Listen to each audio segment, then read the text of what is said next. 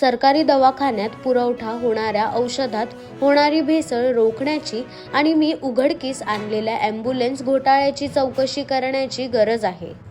आमदार रोहित पवार यांचं वक्तव्य. अध्यक्ष महोदय, आरोग्याच्या बाबतीत सुद्धा लक्ष देण्याची जरूरत आहे. मगाशी बोलत असताना औषधामध्ये ज्या पद्धतीने भेसळ होते त्याच्यामध्ये मोठ्या प्रमाणात भ्रष्टाचार होतो आणि ज्या पद्धतीचं औषध बनवलं गेलं पाहिजे आणि ते लोकांपर्यंत पोहोचवलं पाहिजे ते पोहोचत नाही. त्या भ्रष्टाचारामध्ये लक्ष घालण्याची जरूरत आहे.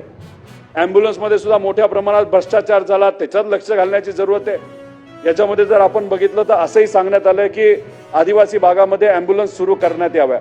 अध्यक्ष महोदय, माझ्या मतदारसंघामध्ये मी स्वखर्चातून 8 ॲम्ब्युलन्स तिथं सुरू ठेवल्या होत्या.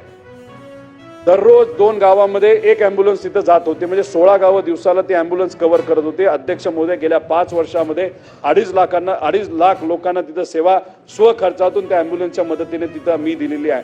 अध्यक्ष महोदय, अतिशय चांगलं मॉडेल आहे. ते अख्ख्या महाराष्ट्रामध्ये राबवता येईल का याचाही विचार तिथं करण्याची अध्यक्ष महोदय तिथं जरूरत आहे.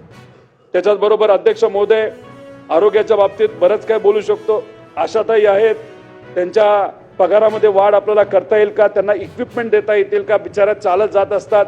आता इलेक्ट्रिक सायकल ही मोठ्या प्रमाणात मार्केटमध्ये येत असते, तर इलेक्ट्रिक सायकल जर त्यांना दिली तर त्यांची इफिशियन्सी वाढेल.